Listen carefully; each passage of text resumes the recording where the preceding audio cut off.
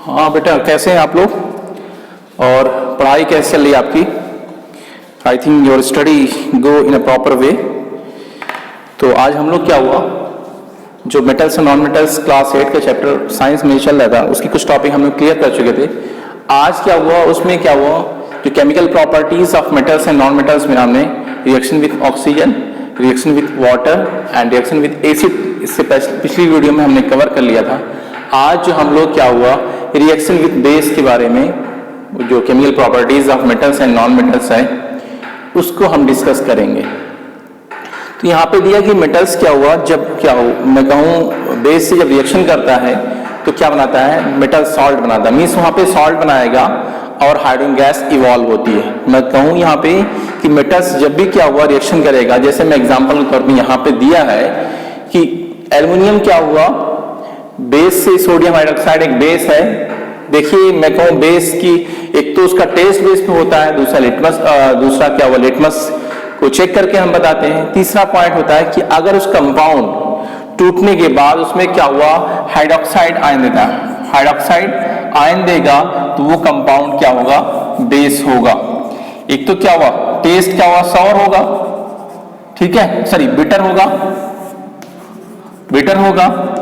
दूसरा क्या होगा, उसका लिटमस पेपर पे कलर क्या हुआ, अगर लिटमस पेपर जो आपका रेड है वो रेड लिटमस पेपर क्या हुआ, किस में कन्वर्ट हो जाएगा, ब्लू में कन्वर्ट हो जाए तो वो आपका जो सोल्यूशन है वो सोल्यूशन क्या होगा, आपका बेस होगा। मैं रिपीट कर रहा हूं, मेरे पास मेरा एक बॉटल है एग्जांपल के तौर पे, ठीक है, इस बॉटल में क्या हुआ, आपका सोल्यूशन रखा हुआ है। अब ये सोल्यूशन एसिड है या बेस मुझे नहीं आइडेंटिफाई है, ठीक है। इसको आइडेंटिफाई करने के लिए क्या करूंगा भैया, इसको टिप जो टंग पे क्या हुआ, इसका सोल्यूशन को टिप डालूंगा ड्रॉप बाय ड्रॉप, तो अगर उसका टेस्ट कैसा होगा, बिटर हो गया, तो that means solution is base, वो सोल्यूशन क्या होगा, बेस होगा। एक तो ये मेथड हो गया चेक करने का।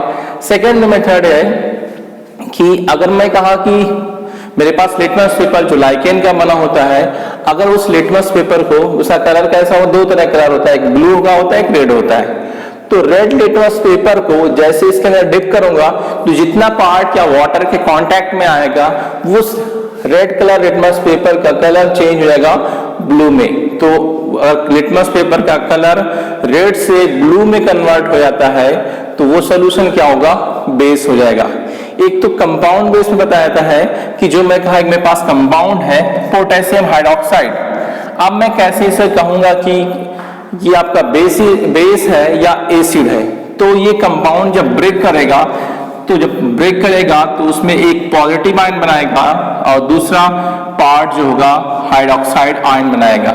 अगर क्या हुआ, हाइड्रोक्साइड बनाया breaking, after breaking of compound, that's compounds are base, तो वो कंपाउंड क्या होगा, बेस होगा। अगर उसके कंपाउंड ब्रेकिंग के बाद मीन्स उसका फॉर्मूला जो है, उस फॉर्मूला को क्या हुआ, ब्रेक होने के बाद, उसमें डिसोसिएशन होने के बाद अगर उसका एक पार्ट हाइड्रोक्साइड आयन बनाएगा तो वो भी क्या हो जाएगा, आपका बेस। तो तीन मेथड बताया, और भी मेथड है, आप पढ़े होंगे क्लास 7 में, उससे भी बता सकते हैं कि कौन सा सोल्यूशन एसिड है और कौन सा आपका बेस है।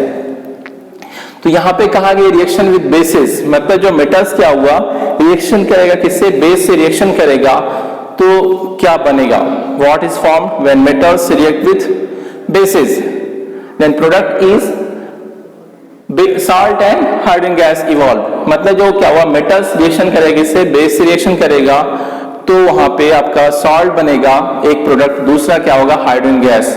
पहले बता दिया था मैं आपको पिछली वीडियो में कि हाइड्रोजन गैस जब बर्न करती है they produce pop sound during burning of hydrogen gas. तो यहाँ पे क्या कि मेटल्स, सारे मेटल्स क्या हुआ, बेसिस, मींस बेसिस में क्या, बेस लाइक सोडियम हाइड्रोक्साइड, जितने भी मेटल्स है सभी क्या हुआ, उस बेस में क्या, सोडियम हाइड्रोक्साइड एक पर्टिकुलर बेस को डिफाइन कर रहा है कि वो सभी मेटल से रिएक्शन नहीं करता है। लेकिन कुछ मेटल ऐसे हैं जो इसमें जो कौन, एल्युमिनियम एंड जिंक, एल्युमिनियम को उसका जो रिप्रेजेंटेटिव वर्ड होता है, लेटर होता है वो Al होता है, और जिंक का रिप्रेजेंटेटिव लेटर क्या होता है, आपका Zn होगा, मीन सिंबल कहूं यहाँ पे। तो Al सिंबल किसका, for aluminium, and zinc for Zn। ठीक है। तो ये दोनों मेटल्स क्या हुआ, सोडियम हाइड्रोक्साइड, उसमें सोडियम हाइड्रोक्साइड से रिएक्शन नहीं करेगा, सॉरी, यहाँ पे क्या हुआ, जो बेस है, बेस में सोडियम हाइड्रोक्साइड क्या हुआ, सिर्फ दो मेटल से रिएक्शन करता है, एल्युमिनियम और जिंक, और जब रिएक्शन करेगा तो क्या बनाएगा, आपका एक प्रोडक्ट बनेगा सॉल्ट, और दूसरा प्रोडक्ट बनेगा आपका हाइड्रोजन गैस। ये आपका रिएक्शन लिखा हुआ है, aluminium plus sodium hydroxide, arrow बना, ठीक है। ये देखिए आपका जो एरो के लेफ्ट साइड होगा वो आपका रिएक्टेंट होता है, और एरो के जो राइट साइड होगा वो आपका क्या होगा, जैसे ये आपका दिया है, ये क्या होगा, आपका प्रोडक्ट होगा, ठीक है। जैसे भाई दो चीज को मिलाएंगे आपको तभी तो तीसरी बनेगी नहीं। जैसे एग्जांपल के तौर पे अब मैं कहा एक मुझे टी बनाना है, तो मुझे पास क्या मिल्क होना चाहिए, शुगर चाहिए, और आपका टी लीफ होना चाहिए, उसको मिलाया तो बन गया चाय, टी बन गई। तो आपका जो आपका शुगर है, आपका मिल्क, टी, ये सभी क्या होगा, रिएक्टेंट होंगे, और जो प्रोडक्ट आपका टी हो गया।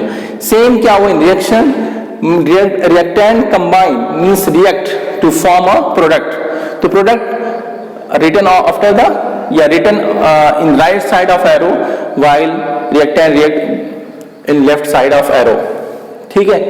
तो ये रिएक्टेंट होगा, प्रोडक्ट हो जाएगा। तो एल्युमिनियम जो सोडियम हाइड्रोक्साइड से रिएक्शन करेगा तो बनाता है सोडियम मेटा एल्यूमिनेट बनाता है, ठीक है। सोडियम मेटा एल्यूमिनेट बनाएगा, और सोडियम मेटा एल्यूमिनेट का वो एक सॉल्ट होगा। यहाँ पे सोडियम मेटा एल्यूमिनेट, सॉरी, यहाँ पे सोडियम एल्यूमिनेट होगा। सोडियम एल्यूमिनेट क्या हुआ, एक सॉल्ट होता है, और हाइड्रोजन गैस इवॉल्व होगा यहाँ पे, ठीक है। सोडियम एल्यूमिनेट क्या होगा, यहाँ पे एक सॉल्ट होगा, और हाइड्रोजन गैस क्या हुआ, इवॉल्व होती है, ठीक है। तो यहाँ पे आपका दो मेटल्स एल्युमिनियम और जिंक क्या होगा, वो सोडियम हाइड्रोक्साइड से रिएक्शन करेंगे, और बाकी जो मेटल्स होंगे वो सोडियम हाइड्रोक्साइड से रिएक्शन नहीं करेंगे। लेकिन मैं बात करूं यहाँ पे जब मेटल्स रिएक्शन करेंगे किससे, बेस से, तो दो प्रोडक्ट बनेगा, एक तो आपका सॉल्ट बनेगा, और नेक्स्ट जो होगा वो हाइड्रोजन गैस इवॉल्व होगी। अब बात करूं यहाँ पे तो मेटल्स के केस में होगा, मेटल्स रिएक्ट विद बेस। अब मैं बात करूं यहाँ पे non metals react with base, तो यहाँ पे दिया some non metals react with base to form salts but no hydrogen gas evolve. मैं कहूं जब मेटल्स नॉन मेटल्स क्या हुआ, सो आपका बेसिस से रिएक्शन करेगा तो वहां पे तो सॉल्ट बनता है, लेकिन they do not form hydrogen gas, sorry यहाँ पे they do not produce hydrogen gas. वो क्या हुआ, हाइड्रोजन गैस क्या हुआ, प्रोड्यूस नहीं करता। मैं कहूं हाइड्रोजन गैस वहां पे इवॉल्व नहीं होगा, सिर्फ और सिर्फ प्रोडक्ट क्यों बनेगा, क्या सॉल्ट बनेगा। अब एक बात, नेक्स्ट जो टॉपिक है reactivity series of metals. Next जो आपका टॉपिक है इसमें रिएक्टिविटी सीरीज ऑफ मेटल्स। इसका क्या मतलब होता है कि मेटल्स, यहाँ पे सीरीज वर्ड आ गया ना, इसका मतलब कहीं पे आपका एक चेन की बात हो रही है। तो जब मेटल्स को क्या हुआ, उसकी रिएक्टिविटी मींस वहां पे कंबाइन जो कैपेसिटी है उसके बेस पे अगर उसको डिक्रीजिंग ऑर्डर में अरेंज किया गया तो जो आपको सीरीज मिलेगी उसी को हम लोग क्या कहते हैं, रिएक्टिविटी सीरीज ऑफ मेटल्स कहते हैं। Metals are arrange in decreasing order with their reactivity. जब मेटल्स को क्या हुआ, उसकी रिएक्टिविटी मतलब वहां पे कॉम्बिनेशन, कंबाइन कैपेसिटी, किसी से क्या हुआ, जुड़ जाना, ठीक है। जो कंबाइनिंग कैपेसिटी बेस पे उसकी डिक्रीजिंग ऑर्डर में मेटल्स को अरेंज किया जाएगा तो उसी को हम लोग क्या कहते हैं, रिएक्टिविटी सीरीज ऑफ मेटल्स कहते हैं। जैसे यहाँ पे दिया कुछ मेटल्स लिया है, उसको ग्रेटर देन से आपको रिप्रेजेंट किया गया है। जैसे potassium greater than sodium, greater than calcium, greater than magnesium. यहाँ पे शॉर्ट फॉर्म पढ़ दे रहा हूँ, उसके बाद में उसका सिंबल जो है पढ़ दे रहा हूँ उसको। के greater than Na, greater than Ca, greater than Mg and aluminium and so on, ठीक है। तो यहाँ पे K जो है पोटेशियम को बताता है, मतलब पोटेशियम मोर रिएक्टिव है देन सोडियम। सोडियम का सिंबल क्या हुआ था, Na होता है। और इसी तरह कैल्शियम का सिंबल Ca होगा, और मैग्नीशियम का सिंबल क्या हुआ, Mg होता है। एल्यूमिनियम का सिंबल Al होगा। जिंक का जो सिंबल होगा वो Zn होता है। आयरन सिंबल क्या हुआ, Fe होगा। और जो Pb है वो Pb सिंबल किसका है, लेड का।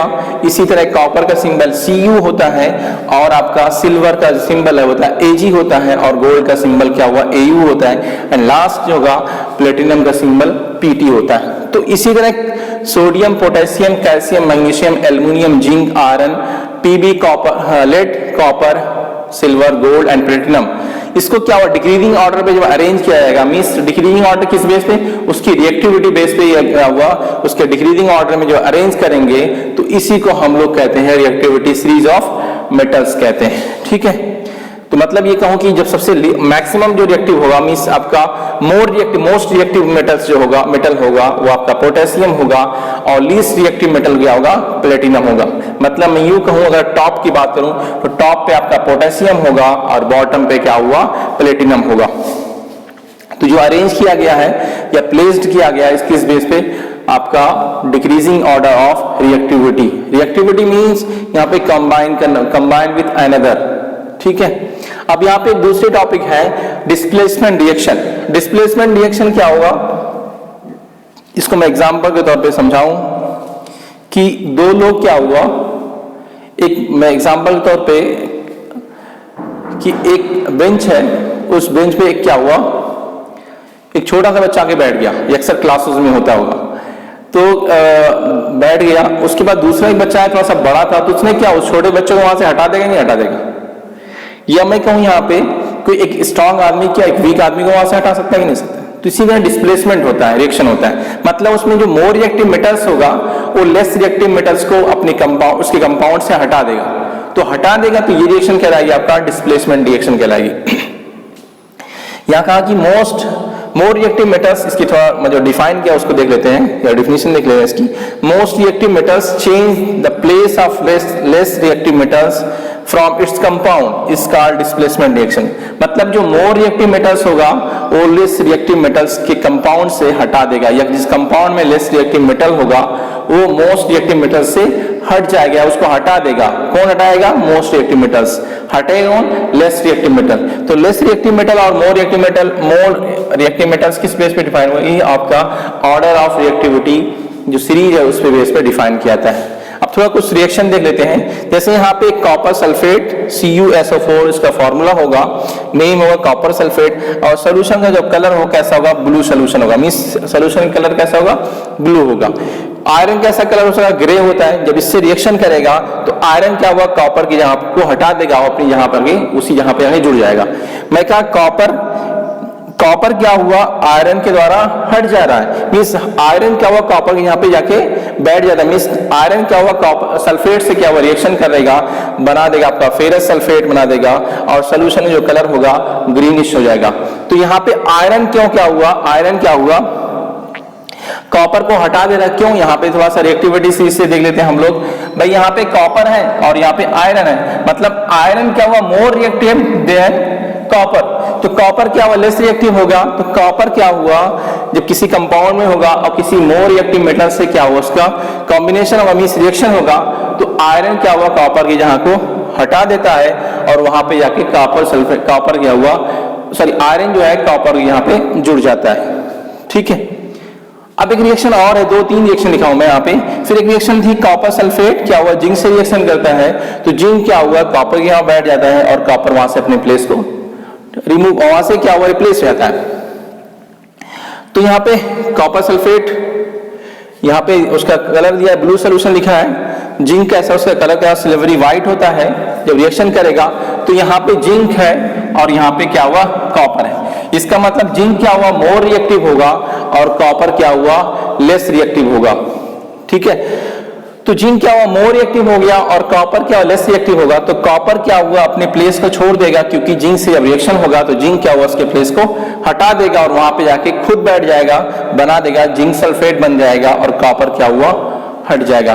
तो कॉपर का कलर, जिंक सल्फेट का कलर कैसा होगा, कलरलेस हो जाएगा, और कॉपर का कलर कैसा होता है, ग्रे होता है। लेकिन यहाँ पे कॉपर सल्फेट का जो कलर होगा यहाँ पे ब्लू लिखा हुआ आपका। ठीक है, एक रिएक्शन और है आपका, जो फेरस सल्फेट क्या हुआ, जिंक से जब रिएक्शन करेगा तब क्या होगा। भाई फेरस सल्फेट, उसका यहाँ पे ग्रीनिश सोल्यूशन लिखा हुआ है और जिंक का कलर कैसा होता है आपका, सिल्वरी व्हाइट होता है। जब रिएक्शन होगा, देखिए आप यहाँ पे आयरन देखिए कहाँ पे, यहाँ पे, और जिंक यहाँ पे। इसका मतलब जिंक पहले और आयरन बाद में है, तो जो पहले होगा उसकी रिएक्शन पावर क्या हुआ, ज्यादा होगी, मतलब कंबाइन करने की पावर ज्यादा होगी, और जो बाद में होगा उसकी कंबाइनिंग कैपेसिटी क्या हुआ, लेस होगी देन बिफोर, पहले वाले से।